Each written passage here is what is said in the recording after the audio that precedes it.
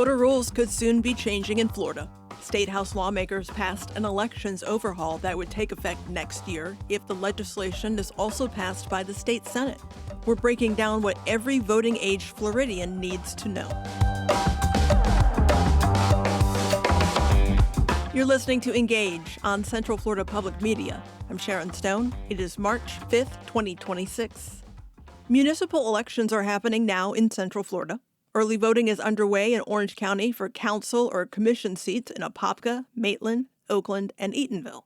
Starting next year in 2027, the identification required to cast a ballot could be much different.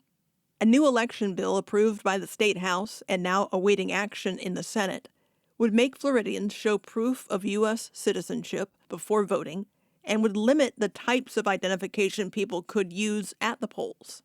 The bill was introduced by Fort Myers Republican Representative Jenna Persons-Mullica and passed along party lines after hours of debate. The official name of HB 991 is an act related to election integrity. And during session last week, Mullica spoke about why this legislation is important. This bill strengthens our citizenship verification process, provides for a common sense list of voter ID, and it stops foreign interference in our elections. Highlights include the following. It requires citizenship verification at the time of voter registration or change in registration. It requires a citizen's legal status as a U.S. citizen to be included on Florida driver licenses and ID cards beginning July 1st, 2027. The bill revises the list of valid picture identification that will be acceptable at the polls. The bill requires an automated, independent vote validation process for every ballot cast in every election prior to certification. It strengthens our prohibition on foreign interference and closes any loophole on foreign money flowing through third parties into our state to influence our elections. The proposal makes several changes to Florida's election laws. The ones that would affect most voters would not take effect until after this year's midterm elections. Let's walk through some that would begin in 2027. Florida law already requires voters to affirm that they are U.S. citizens when they sign their voter registration form. Under the bill, if the state can't verify someone's citizenship through government records, that person would be labeled an unverified voter. They could still cast a provisional ballot that would only count if they provide proof of citizenship within 2 days after the election. The bill also narrows the list of accepted photo IDs at the polls. Student ID cards, retirement center identification, debit and credit cards with a photo, neighborhood association identification, and public assistance IDs would no longer be accepted. To get a better understanding of how this could affect voting in the state, I spoke with Orange County Supervisor of Elections, Karen Castor-Dental.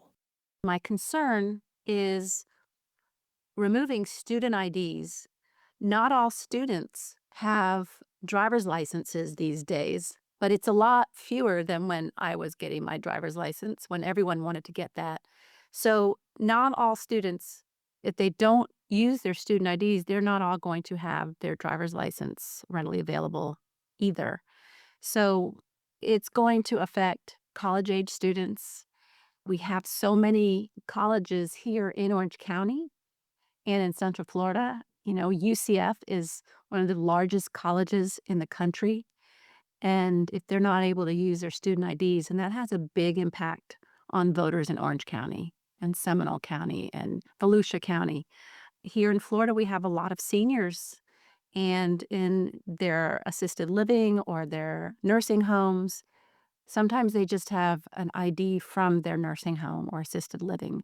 And they would have to then go through a whole other process of getting an updated or valid driver's license or state ID and have to provide their birth certificates as well. And I don't see what problem they're solving. I think they're creating more problems with this effort.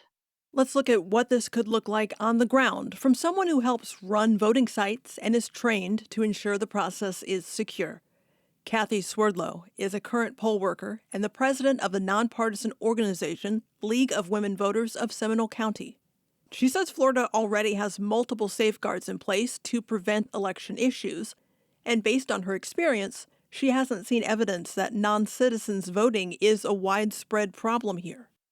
There have been surveys on voting conducted by everybody from the Heritage Foundation to the Cato Institute to the Brennan Center for Justice, all finding nominal, less than 1%, 0.00% of non-citizen voting. So I just don't believe that it is an issue. And a question I would have to any current office holders is whether they feel that their election to office was fraudulent. If this is such a big issue, then maybe we should question your election to office. But I don't ever hear that from them. How do you think this could affect voters in Seminole County? Well, it has the potential to seriously impact them. The way that I understand the bill, and there's slight differences between the House bill and the Senate bill, so there'll have to be some reconciliation and finalization to have it sent to the governor. But it's my understanding that they're going to take every registered voter and use the DMV database to check citizenship.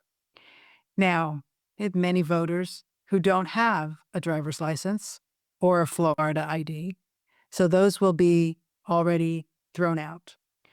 They will then be given 30 days to present to the supervisor of elections the appropriate documentation. And again, the documentation is going to be hard to get, might take longer than 30 days to get it if you have to get your birth certificate from some other state. And if you're a woman and your married name that you go by now does not match the name on your birth certificate, you have to get that kind of documentation as well. All of this stuff is not free. All of it costs money. All of it takes time. And to pass this kind of legislation that isn't needed in the first place and do it with such a short window before an election, I think the numbers of people to be disenfranchised are much greater than any potential number of non-citizen voting. It's like taking a sledgehammer to kill a fly. We've heard a lot of rhetoric about election integrity. What impact does that language have on voters, on volunteers locally? I think it's very discouraging, very disheartening. I've worked the polls myself. I feel extremely confident in the process. I think that especially since the 2000 election, when Florida was the kingpin of what happened, huge efforts were made to improve our systems to the point where we really run a very smooth election with lots of checks and balances and paper ballots that are tallied and can easily be audited. I just think that we run a really great system here in Florida. And the beauty of it is that it's a very decentralized system. There's not going to be any way that somebody's going to impact what's going on. When I work the polls, everybody is signing off on every step of the process. Every person that's working the polls sign off on every step of the process. We run a tally before we leave, and we hang that tally on the window of the polling place, and then two people from two different parties take that locked, sealed case that all of the optically scanned votes went into, take it to the SOE. This idea that somebody's going to get in there and change votes is just not based in reality. Those steps you just described to me, is that what you were referring to in it being decentralized? Well, I'm decentralizing that stuff isn't going over the internet. None of the tallies are going over the internet. The vote count is in the machine, and then the ballots are separate once they've run through because it's optically scanned. There is connectivity in a polling center for checking people in, because you're probably not old enough, but I remember going to vote and having these huge ledgers, and you had to find your name and then sign your name next to your name. That's how you checked in to vote back 50 years ago. What would you say to someone who believes stricter proof of citizenship rules are just common sense? If they think that it's common sense, and if they think that that's something that we really should do, then it should be free and easy to get that proof of citizenship. It shouldn't be a huge bureaucratic hassle and monetary thing for people to vote. No problem. You want to make sure that only citizens vote, then you provide the citizenship documentation to every citizen in the United States free of charge, and they'll bring it to the polls and show it. I mean, it's really not a voter ID thing. It really is interfering with the ability to cast your ballot. That was Kathy Swerdlow, president of the Nonpartisan League of Women Voters of Seminole County. Florida HB 991 that was passed in the House is written to take effect January 1st, 2027. A similar companion bill in the Senate makes changes effective in July of this year before the midterm elections. Florida's Office of Election Crimes and Security, created to investigate claims of voter fraud, sent a report to the governor in January. It found that last year, 198 likely non-citizens illegally registered or voted. The Florida Division of Elections reports there were 13.3 million registered voters in the state last year.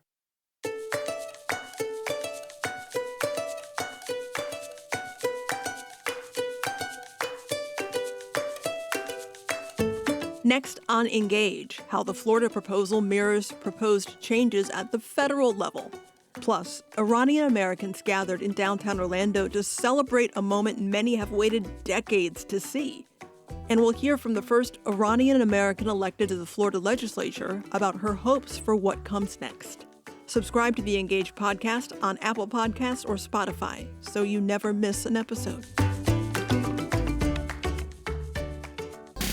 There's a lot going on in space, from efforts to land astronauts on the moon and liftoff of Artemis 1 to answering the age-old question, are we alone in the universe? Wouldn't you want to know if there was life on another planet? Are We There Yet? Explores space exploration every Tuesday at 6:30 here on Central Florida Public Media. You're listening to Engage on Central Florida Public Media. I'm Sharon Stone. Before the break, we talked about the Florida House bill that would make changes to the state's election laws, including new citizenship verification steps and updated voter identification rules. That Florida proposal mirrors one on the federal level. The Safeguard American Voter Eligibility Act, also called the Save America Act, passed the U.S. House in February. That Republican-backed bill would make all federal voters prove they're U.S. citizens before voting.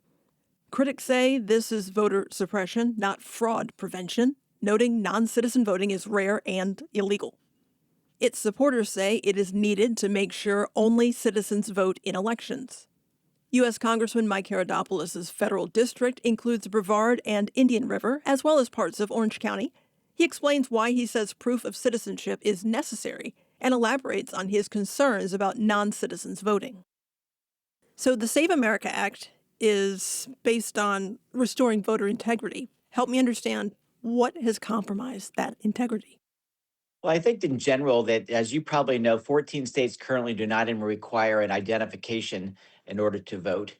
And as you probably know also, when you actually get a driver's license, that also does not let people know if you're an American citizen or not, though the Real ID Act is slowly moving in that direction. I think that given the concerns that Democrats had about the 2016 election, when you had people like McGovern, Pelosi, Raskin, Jeffries, Maxine Waters, all calling President Trump an illegitimate president. And then in 2020, of course, the controversies that followed there as well. One great way to restore some trust back in our elections so that a lot of these voices are silenced is to give people the confidence to know that when you go to vote, that just like before you get on an airplane, that you have a scenario where people will show their ID so that they do not vote in either multiple sites or at least verifying that they have the proper identification and showing that they are an American citizen, which has come into question given the fact that 10 million people approximately entered the country illegally between 2021 and 2024. Just to clarify real quick, you mentioned controversy of 2020 elections. What are you referring to? Well, as we all know, there was a lot of controversy about 2016. There's a lot of tape that whether it be Hillary Clinton or others talked about the illegitimacy of Trump and how the elections have been influenced. And then, of course, the controversies after the 2020 elections, which culminated in that horrible situation on January 6th. And so I think what we need to do as members of Congress is to create some common sense ideas like voter ID, which again does not exist in 14 states, and try to put that forward, and also to make sure that when people are registered to vote, that they are actual American citizens.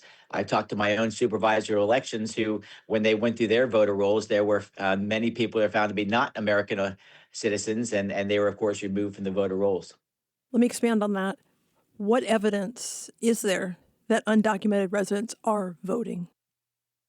Well, one simple evidence is the idea that I talked to my supervisor of elections, and when he went through the rolls, he found people who admitted that they were not American citizens and who had voted, and they were turned into the local election authorities.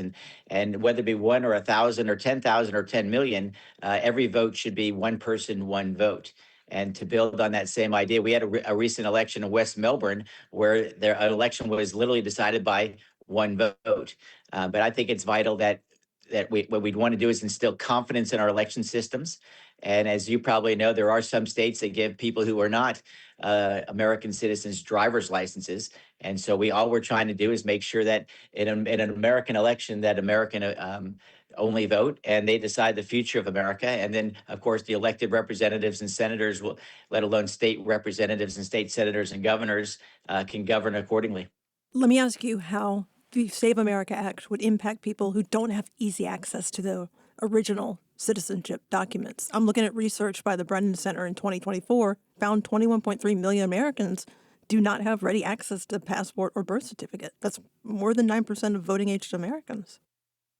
Well, first of all, the Brennan group, they might call themselves bipartisan. I've been on television shows with them before. They're a very left-wing organization. I think that's one thing you might want to check a little closer. But that said, I think that if you want to board a plane, you need a driver's license and an ID. And because the new real ID standards as well. And if you know, when a person gets married, they go through this process with a name change. And I found it incredibly insulting when they start saying that minorities don't have the ability to go in and get a driver's license, et cetera. It's almost racist what some of the language they're using. I'm not sure where the Brennan group gets their information, but when the changes were instituted in the state of Georgia, that tried to tighten up the voter rolls, you actually saw a larger turnout the next election cycle. If people want to vote, it's not a difficult process. It's the reason why I sat down with my supervisor of elections and asked, how hard is it to register? And it's a very simple process. And if there's any discrepancies, if there is a person who came to vote and there's some question whether they were legitimately elector or not, there's actually a provisional ballots that's cast so that some would not be denied, that they can go through the process, et cetera. And so there are many safeguards in place, but I'm shocked that there are 14 states that don't require photo identification in order to do this. And that's, to me, is very bizarre. I mean, if we have standards to get on an airplane or get on, for that matter, buy alcohol or open a bank account or drive or check into a hotel, you got to show your identification. And for that matter, when I go to vote on the floor of Congress, I've got to show my photo ID and stick it in a machine and vote. And so it's just a common sense way to prevent fraud. And as you know, when sometimes you send out live ballots, which some states did during COVID and other states do regardless, that if the person's no longer living there, it can easily be put into the system, which again would undercut the simple idea, as one person, one vote. Representative, you mentioned married women. I hear a lot from critics that married women whose legal ID name doesn't match their birth certificates could be disenfranchised. How would this impact those who legally changed their name? Well, again, I've talked to a lot of women across the community. When they got married, they went in to the supervisor elections and changed it to their new legal name. And with the verification checks that are readily available in all supervisors' office, it's easily done. If there's any confusion about it, they offer them many alternatives in which to make sure that those measures are protected, so you don't lose that ability to vote. It's again, it's as you probably know when you talk to most people, when they do get married, they have a name change. They go into the supervisor elections office and make those changes. And if they had a real ID, which is of course in case when they can check citizenship in most cases, it's easily verified. And if there's any questions about it, there's more than enough time to clear those up. Bill has passed the House, currently in the Senate. Where's your confidence that it will actually pass? I don't know if it will pass or not. The Democrats seem pretty dug in that they don't think that voter ID is necessary. I happen to disagree. Again, if I don't know why anyone would say why deny voter identification unless you're trying to do nefarious things. And I'm not alone in my opinion, as you probably have seen the opinion polls. At least 75% of all voters believe that there should be voter identification before you go and cast your vote. Of course, among Republicans, the high number is much higher. And again, what's been shocking in some of the language that's been used that somehow if you're a married woman, you can't figure out how to make these adjustments, or if you're an African American or Hispanic or other minority group that you can't figure it out. It's to me almost racial insult that they can't figure it out. What's your response to talk of nationalizing the midterm elections in select states? Well, I don't know what I mean by nationalizing election. I mean, again, the Congress has long had a role in setting up standards. As I mentioned, back in the 1845, they established November elections for Congress. In the 1960s, they established, of course, Voting Rights Act. And the 1980s, making sure that handicapped citizens had access to vote. And that's not even counting, of course, the Congress's role in a constitutional amendment, where it'd be the 15th, the 19th, the 24th, the 26th amendments all had a congressional role. So I don't think it's nationalizing an election. What I do think is that historically you've set up basic safeguards and standards so that people have confidence in elections. That was U.S. Congressman, Republican Representative Mike Haridopolos. Beyond the politics of these debates, there are constitutional questions about how far lawmakers can go in regulating elections. Leroy Purnell is a professor of law at Florida A&M University College of Law in Orlando. We're hearing this talk about nationalizing the elections. My first question is, can the president take control from local boards and nationalize the administration of elections as being suggested? I find that extremely questionable as a matter of constitutional law. It's been pretty clear in terms of past pronouncements from the United States Supreme Court that the Constitution envisions the eligibility for voting in elections being a matter for the state and not for federal intervention. The only exception to that historically has been recognized is where the state engages in procedures that are in violation of the 15th Amendment in terms of discrimination. And that's because the 15th Amendment specifically authorizes Congress to enforce the 15th Amendment. But there's no such provision, explicit or implied, that anyone at the federal level can dictate how elections are to be handled or who may vote or who qualifies as a voter. Can DHS legally deploy agents to patrol election sites? Now, and there are a couple of other issues involved with this, but just taking it at the face value, there would be no authority to do that. And the Constitution, if we look at the purpose of such deployment, since it is within the realm of the states to determine how votes are to be carried out, there's no authority of anyone outside of just being a citizen observer as to how states would conduct an election. I would find that to be extremely questionable, particularly now we're crossing into the realm of voter intimidation. So what is the purpose of law enforcement agencies being on site to watch people vote? That, I think, smacks of voter intimidation. Is that against the law? It would be if the intimidation is designed to deny individuals the right to vote, and particularly if the historical patterns would suggest that that denial is having a impact that could be tied to the 15th Amendment in terms of race discrimination.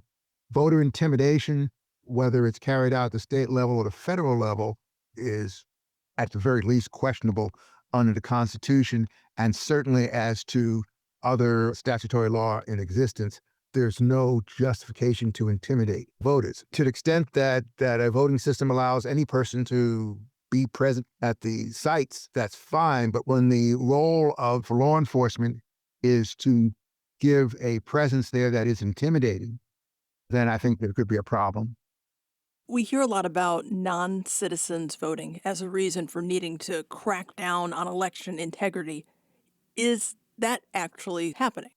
Generally, when this issue's been raised to the extent that courts have the challenge brought before them, there's been no established pattern of significant voting fraud in that regard. I mean, look, any system you're going to have sometimes breaches, but I don't have any information that would suggest that this is a widespread problem. What concerns you ahead of the upcoming midterms? Well, I think that, aside from the constitutional question as to the power outside of a particular jurisdiction to change their voting qualification procedures and requirements, I'm concerned that the intent behind any attempt to monitor change or control that is implemented in a way that will discourage any segment of American citizens who wish to vote to vote. And I think that to the extent that there are any issues that someone seeking to take a political or social advantage of that is a problem. And I think that the Constitution, again, I keep coming back to the 15th Amendment. Those are some of the things that, in light of the duty placed on Congress as a result of the 15th Amendment, those were some of the concerns that the Voting Rights Act was addressing. So those concerns, I think, are still there. And I think we have to look at substance over form in the sense of what is the impact of any of these changes in terms of what motivates someone or any jurisdiction, whether it be federal or state, to make these changes and the impact it has on American citizens that should have a right to vote without significant barriers being placed in their way. Anything you would do that would impact how voters vote is dealing with a substantial right. And for any governmental action to impinge upon a substantial right, there has to be some strong, substantial, and in some instances, compelling justifications to do so. And so you have to be very careful that mere statements of voter fraud without any indication of that being a substantial issue raises questions as to the constitutional permissibility of implementing anything that would interfere with and deter individuals' rights to vote. While debates over election security and integrity continue, local election officials are preparing for what will happen. We asked Orange County Supervisor of Elections Karen Castor-Dental about concerns ranging from threats of nationalizing operations to safety and immigration officials at the ballot box. What would you tell people who are hearing about reports of placing ICE agents at polling places? I've heard that spoken too, and I would just say that it helps to be prepared. As a voter, it helps to be prepared with all of your methods available to you of voting. So we have 3 different ways to vote. We have voting on election day at your assigned precinct. We have early voting, and that usually is about 2 weeks long in Orange County leading up to election day. And then there's also the option of vote by mail, which you can request your vote by mail ballot. It will be mailed and delivered to your home. But knowing that you have options, I think will help us mitigate any of those kinds of rumors and also be prepared for any eventuality.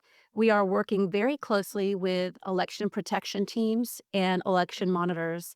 So we're going to have plans in place for our elections to run smoothly. And I just want the voters to also have a plan.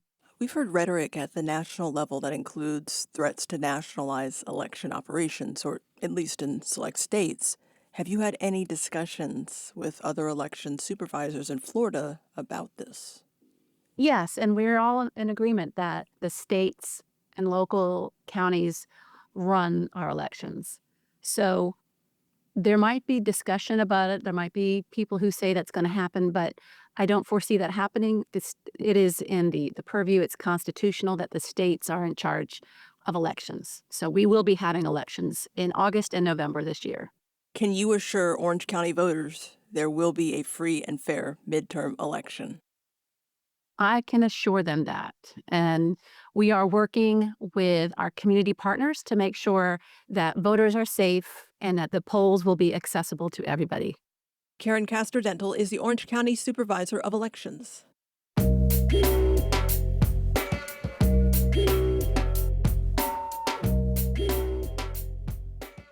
We have learned a Central Floridian is among the first American casualties of war in Iran. Captain Cody Cork from Winter Haven died in a drone strike on a U.S. command center in Kuwait, a day after the United States and Israel launched joint strikes against Iran last week that killed its supreme leader. The Iranian monarchy was overthrown in 1979 and replaced by the Islamic Republic, which has ruled ever since. Dozens of Central Floridians gathered in downtown Orlando to celebrate the possible end of that regime, a moment many have waited decades to see. We've been waiting for that day, this day, for almost 47, since the day one, since 1979. They waved large flags, the American flag and the flag of Iran prior to the Islamic Revolution. They chanted, they played music, and danced outside of City Hall. Red Make America Great Again hats were passed out to show appreciation for President Trump's actions. I'm happy. It's the best moment of my life. In our past events here in downtown Orlando, we have been chanting President Trump, enough delay, act today. We have been chanting President Trump, now is the time. We have been chanting Iran is rising, the world is watching. That is no longer the case because we got what we wanted and what we demanded. That was the organizer of Sunday's demonstration, Pouyan Balushian. He is the former president of the Iranian American Community Center of Central Florida and estimates 7,000 Iranians live in Central Florida. Balushian says the people of Iran are showing a level of excitement never seen before. In a normal situation, when a country is under attack, the people of that country, they're not excited. They are not happy. They have a lot of uncertainty. They have a lot of fear. This, however, is a unique situation, which is exactly the opposite reaction, because the dictatorship is about to be gone and freedom is at reach. The joint U.S. and Israel military operation against Iran killed the Middle Eastern country's supreme leader, Ayatollah Ali Khamenei, who had been in power since 1989. Human rights organizations have long accused him of violently suppressing dissidents, and his opponents blame him for the deaths of thousands of protesters in Iran. His death was celebrated by Iranian Americans who gathered in Central Florida this weekend, including Omid Sohrabania, who moved to the U.S. from Iran in 2016 and now lives in Orlando. I was born 1982, and my father was arrested 1984 when I was 2 years old, and he was sentenced to death because he was against this brutal regime, against Ayatollah Khomeini. He was in the jail for almost 15 years. And because my uncle was killed in the war between Iran and Iraq, so the sentence was downgraded to lifetime in prison, and after that he released after 15 years. So since I was 2 years old, I knew that how brutal this regime is. Sunday's rally brought joy to the streets of Orlando and hope for a brighter future. Questions remain about what comes next here and abroad. Representative Anna Eskamani is the first Iranian American elected to the Florida Legislature. I grew up with parents that left Iran and never could go back. And that is the story of so many Iranians in the diaspora across the world. My mom always talked about how oppressive this government was, how it separated her from her sisters, and being a working class family, even calling Iran was a scarce experience because of the long distance calls before we had internet access. And then even when we had the access to dial-up, the most exciting aspect for my mom was being able to email her family, because it would take about 23 days for a letter to get from Orlando to Iran. And the ability to connect with her family in that way was incredibly meaningful, especially since she passed away without ever getting to see her family. And my first time in Iran was actually to bring my mom's ashes there in 2005. And to meet all my aunts, uncles, and cousins was and continues to be a gift. The Orlando Democrat says the Iranian people deserve freedom and self-determination. And at the same time, as an elected official, she is concerned about consequences of prolonged U.S. military involvement. It's super personal because I have family in Iran. And of course, it's important to stress that the Islamic Republic of Iran is a brutal and repressive regime that for nearly 5 decades now has imprisoned, tortured, executed, silenced, massacred its own people. And so for many of us in the diaspora, there are no tears shed for the death of Ayatollah Khamenei and other officials within the regime. In fact, there's celebration. And there's celebration even in the streets of Iran, despite the risk of coming out to the streets. There continues to be just jubilation over that. And as the Iranian American, it is very deeply personal because I don't think you can love the country of Iran without mourning what has been stolen by this regime. And for many in the diaspora, this moment is layered with a combination of emotions from hope to fear and uncertainty. At that same time, as elected official, there's a very unique responsibility that I have on my shoulders, not only to be a liaison or representative of the diaspora, of the Iranian American community, but of course to also acknowledge that there's a lot of risk involved in what is taking place, a lot of uncertainty, and of course the need for congressional oversight. And when I think about the U.S. service members who've already lost their lives and the risk of so many more, alongside the impact of any military intervention, war on innocent civilians, it just gives me a lot of stress, anxiety, and concern when it comes to the days, weeks, and even months ahead. And we know that Americans overwhelmingly oppose military intervention, and President Trump campaigned on no more wars. And so, all of this is kind of bubbling up inside, and it's been a very, very heavy situation for me to navigate because I'm also concerned about the safety of my family in Iran, the safety of our service members, alongside innocent civilians in the entire region, as we see the ripple effect of Saturday's assault. We know that a soldier from Winter Haven was among those killed in Kuwait. Are you hearing from military families in Central Florida about that loss or that risk that comes with this war? Yeah, that's a really, really great question. My heart hurts so deeply for all of our service members, especially a fellow Floridian, incredibly young, serving his country. And this is why historically I have always maintained a track record of maintaining peace and learning from our past when it comes to engaging in military conflict and intervention. And my only hope is that the family of our lost service members know that they are being hugged by a grateful nation and a grateful people, and the memories of their loved ones will forever be a blessing.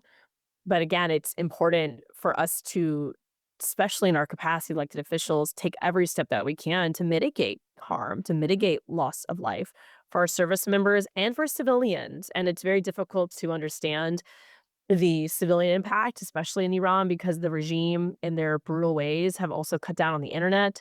There's also been a circulating text message that some have said is coming from police stations in Iran, telling people that if they try to connect to the internet, that'll be a crime. I mean, it's just so many layers of concern, and it just further creates the complexity for the members of the diaspora in this moment that are sitting within, again, experiences of hope and fear at the same time. We've heard from a number of Iranian Americans living in Central Florida who are praising President Trump's military action. I'm wondering if anything about the strike was handled correctly to you. I think for me, it's a difficult question to answer because we're still navigating the ripple effect of it. At this point, there's no clear indication of an imminent threat to the United States. if Israel was planning to strike Iran, we would absolutely put U.S. service members in harm's way. So if that was Israel's intention and they were going to move forward without United States blessings, then I don't think the United States has a choice but to engage and respond, because that absolutely puts all of us in harm's way when there is an initiation of such a direct action. And I do think that it's important to put partisanship aside in these situations, because our service members, regardless of their political party, are now going to be in harm's way and already are. But I know that these debates often break down in party line dynamics.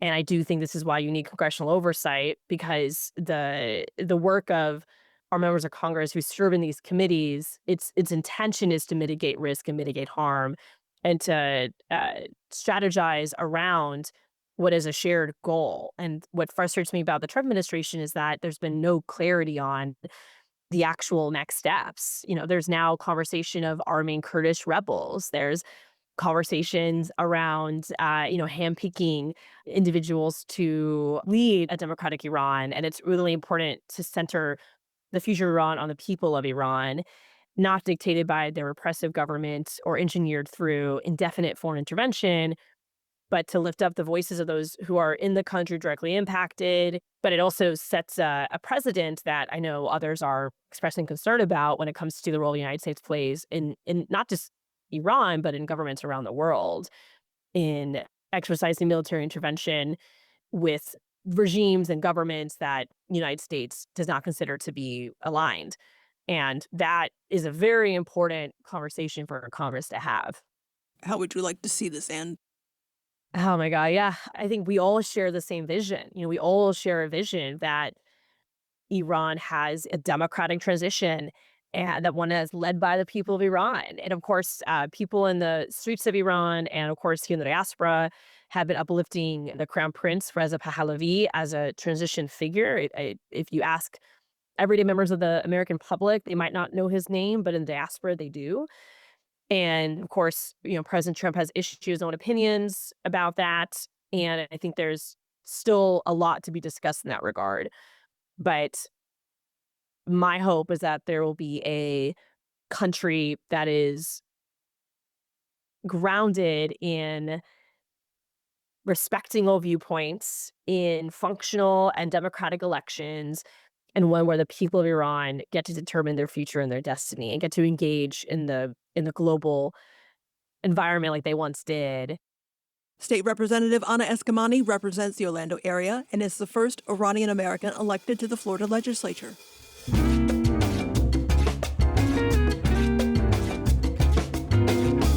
Next here on Engage, light is everything in photography.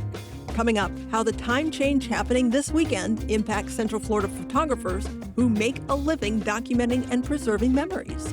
You are listening to Engage on Central Florida Public Media. The Wrap is a podcast from Central Florida Public Media, curating the top Central Florida news stories and in-depth reporting each week. Join me, Brendan Byrne, as I bring you news headlines, deep reporting dives, and insightful conversations from the news team. A new episode of The Wrap every Friday morning. Get it wherever you get your podcasts.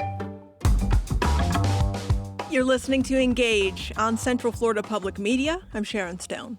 This weekend on Sunday, March 8th, we move the clocks forward 1 hour at 2 a.m. Sunrise and sunset happen later. We lose an hour of morning light, but the trade-off is we gain an hour of evening light. It's an adjustment that affects people differently. For Orlando photographer Claire Gibbs, the time change shifts her day significantly. She and her husband are wedding photographers in Orlando. At their company, That First Moment, they specialize in Disney weddings at the parks after hours and other big moments in Central Florida. Gibbs says she's in love with their work and the human connection involved with it.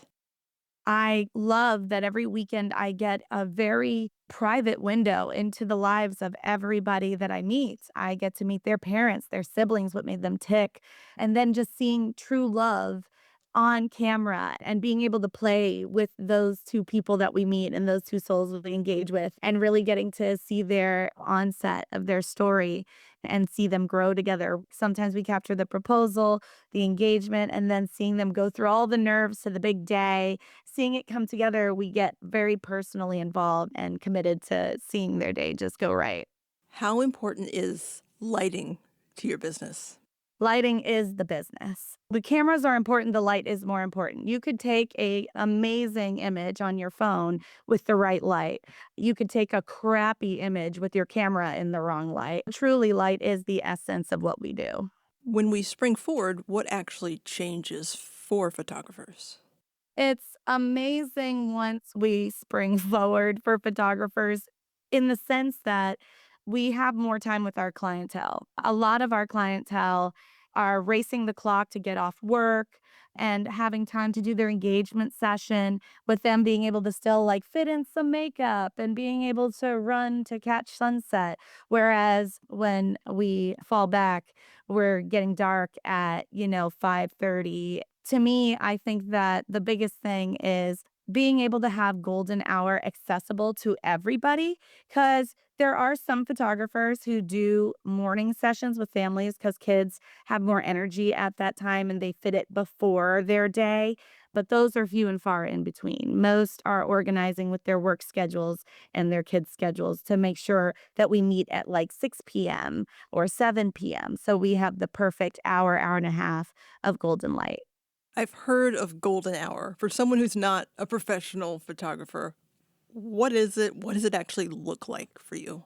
So golden hour is about an hour before the sun goes under the earth on your side of the spectrum. But that hour changes light into a beauty filter for photographers. For us, it is the difference between light hitting you on top and making dark eye circles at noon to like ribbing you in gold.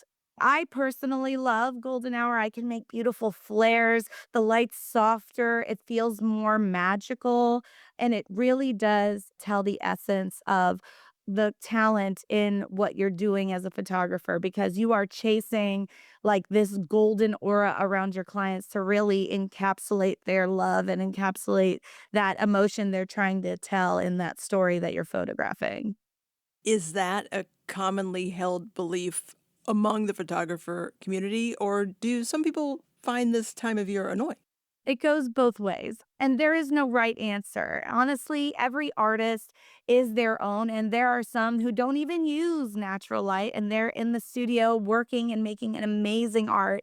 There are people who can be in noon light and find a way to make it rough and edgy and really speak to a specific clientele. It really depends on your frame of mind and what you're trying to envision for the day.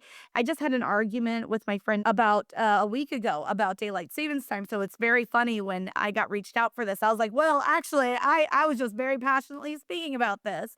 He likes the other way. He likes it where it's lighter earlier to get shoots done out in the morning and be able to have the afternoon. I would love for it to forever stay a long day. When the sunset goes at 5, I'm normally having to meet the clients around 3, which means I'm already prepping for the photo shoot by like 1. And so my day is literally when I wake up till 1 o'clock. Whereas on a day where the sunset goes down at 8, I'm able to do my whole office, answer emails, maybe even get a little home stuff done, and then also be able to go out and really enjoy the time with our couples. The sun is critical to your business. It is. How a person is hit by the light tells a whole story. I always joke with the grooms because I like to educate about light. And I'm just like, hey, stand here. And I said, you see how my face is half sun? And I'll always put the sun on one side and half dark. I said, now, whenever you see a movie, you'll notice that men are half lit. They're lit on one side and they're dark on the other. And this creates a mystery, a more strong feeling when you're seeing a man. Where a woman is full lit, I'll turn myself fully to the light. And that gives them the more soft, delicate features showing both sides of the face. And from now on, whenever you see a TV show or movie, you will notice half on man, full-on woman, unless they're trying to make the woman look nefarious or in a situation where they're stronger. Things like that are things we look for as photographers when we're posing, also our clientele. I fear that you might have just changed my TV and watching habits. You'll never unsee it once you notice it. Do you notice different colors in the sky in spring versus winter? I do. In the winter, it's a lot more colorful, a lot more vibrant. The skies tend to, I like to say, be on fire. You'll see a lot more powerful sunsets. No matter what, you'll have gorgeous sunsets in Florida. We're spoiled here. If you could leave us with a pro tip, what's something that you see people doing who aren't professionals, trying to take a picture in the bright sun that we should not be doing? Go with your gut. Your instinct is what's going to make you a true artist. I like having my clients face away from the sun. In fact, my pro tip is to follow the shadow and shoot from the bottom of the shadow in the direction, and that'll give you the best rim lighting, especially during golden hour. Claire Gibbs is the lead content director and artist at That First Moment Photography based in Central Florida. For years and years, folks got along with an old grandfather's clock, or just a common old sundial sitting out on a rock. Then the dollar watch, it had its day, and the wristwatch, it was fine. Then along came a man that ruined us all with daylight saving time. That's all for this week's edition of Engage. We need your help with a future segment. Florida lawmakers are debating eliminating property taxes. How would these changes affect you and your family? Send an email to engage@cfpublic.org and help us shape the conversation. I'm Sharon Stone. Thank you for the company. NPR News is next.